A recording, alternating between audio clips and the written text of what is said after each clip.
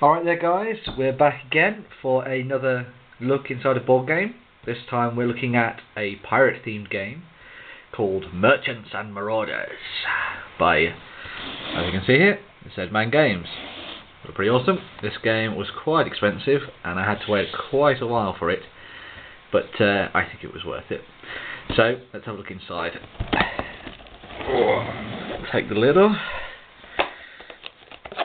First of all, we have this rather nice rulebook, which is fairly lengthy and detailed, and involves quite a bit of reading before you really understand it. But it definitely helps you understand what everything is. And after maybe a game, sitting and reading this, you'll be fine and you won't need it anymore. But there we go, that's the rulebook.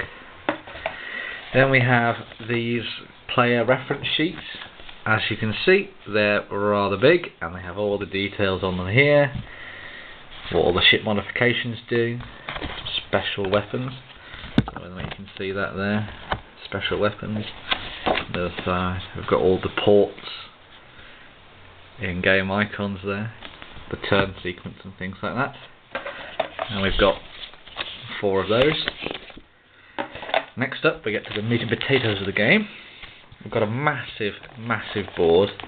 Let's just see how big I can get this to go. Whoa! Just lift it up and show you a bit around the board. As you can see, lots of familiar places.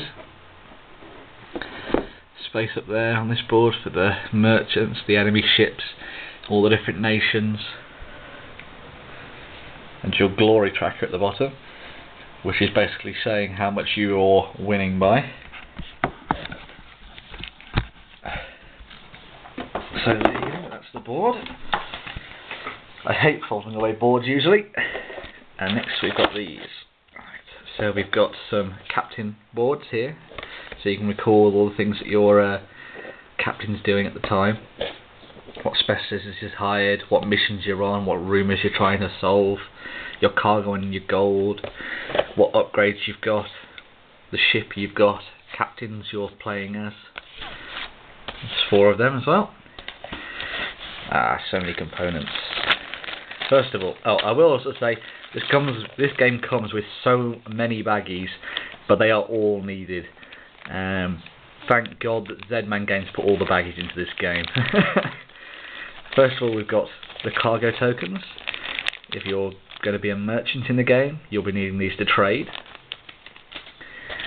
We've got ship modifications and upgrades. Things like long guns, chain shot for taking down masts, grappling hooks for boarding actions. We've got the dice, which are number 1, 2, 3, 4, 5, and then they've got a skull and crossbones, which has different meanings inside the game. We've got all these cubes. These are used to mark the ship parts and how injured they are, as well as marking your glory. We've got these, which are the things to signify naval vessels. So you see that's a Dutch one, got a French one there, and there's a Spanish and an English one. Then all these other little markers are merchant markers. These merchant markers are put down like this, upside down, and then reveal them to see whether or not they're a country you want to attack or not.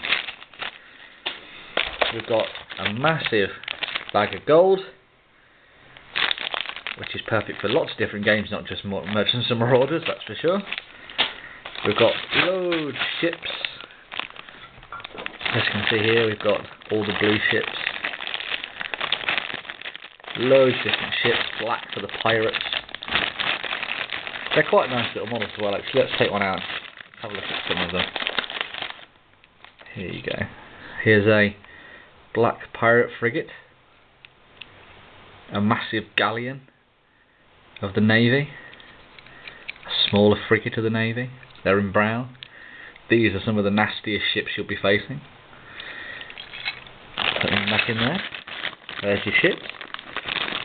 You've got your secret chests for hiding your gold in and stashing it so nobody else can steal it off you.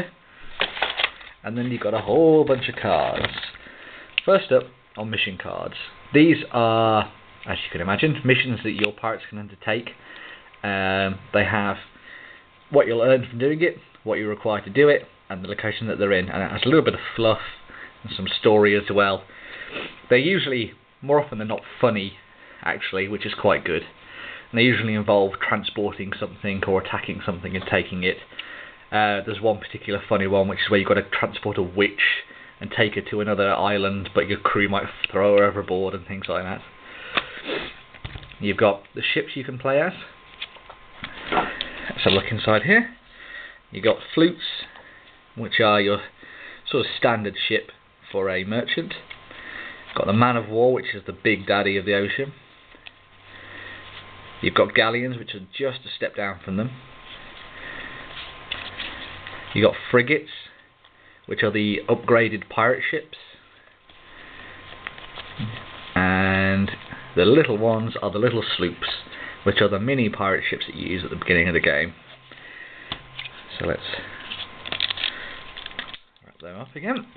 Next up are events. These happen at the start of every turn. Let's have a look at this one here, for example. This one here shows you a few things. This shows you that if Englishmen, Frenchmen and the pirate frigate are on the board, they'll move north, south and east towards other people. So that's basically your NPC movement.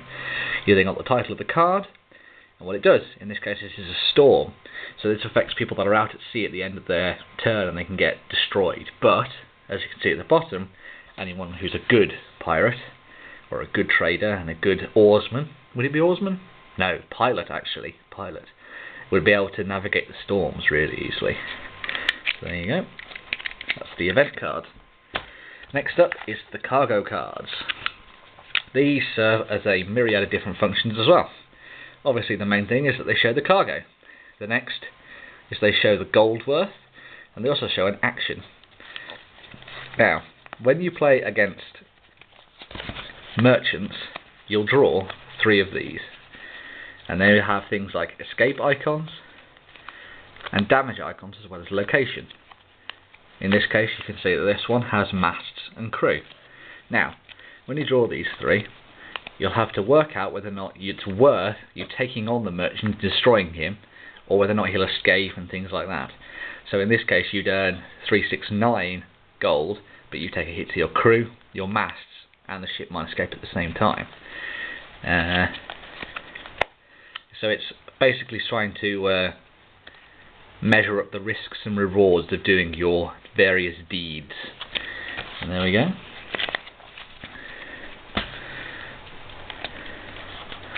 Let's do those back up. Next up is your glory cards. These are kind of like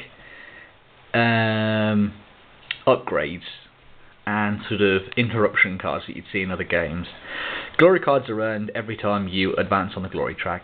This can be either by taking 12 gold from a merchant or selling 3 of the same good for more than 12 gold. So as you can see on here, 5s are good, but they also come with a risk. And if you get all 3 rums and sell them to a port that needs rum, you'd be going ahead steaming. But glory cards are sort of interruption cards, as I mentioned before.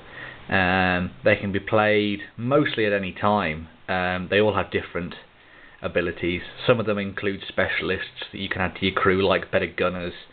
Some of them allow you to do things after a merchant raid. Some of them allow you to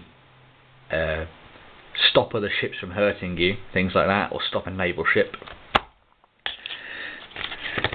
Next, we've got rumour cards. They're a lot like mission cards, but they have a greater risk involved with them. Rumour cards can be completely false. You could get there and it could all be for nothing, and you could have spent your turn doing nothing. Or they could give you massive rewards. The perils of being a pirate, basically.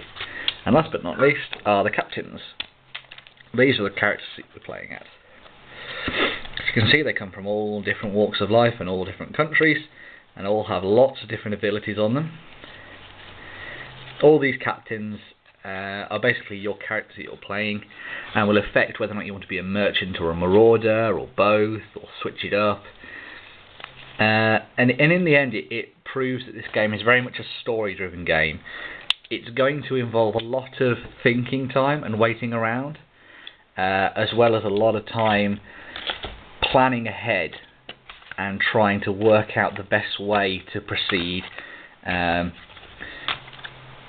You'll often find at times that in this game you might spend a turn that doesn't really do much, but then overall it can lead to a greater reward later on. It's all about trying to measure that success. It'll definitely take you about 3 or 4 hours to play, but if you've got the right bunch of people and they're really wanting to enjoy the game and play as pirates and drink rum and wear a pirate hat, which I've done, then you'll have a lot of fun with this game. There are a few complaints, namely the waiting around and things like that, but overall you can't fault the component quality, that's for sure. So many great pieces in this box. I mean, as you can see, it's all really nice stocky cardboard and everything. So there you go. That is a quick look inside the box of Merchants and Marauders. If you're a really big fan of pirates, this is probably the best pirate game out there. Definitely better than a lot of the games that... well, there's one game, the card game from Fantasy Flight. This is definitely better than that. A lot more thought has gone into this. If you're looking for a game that's a nice long haul one and you can't take it too seriously, and you do it more of a experience and almost like a role-playing game in a way, then I think you'll take a great amount of fun from playing Merchants and Marauders. So there you go, guys. I hope you enjoyed looking at this game, and maybe it swayed you towards buying it, or maybe it's told you that you don't want to get it. Either way, I hope it was informative. So see you guys soon.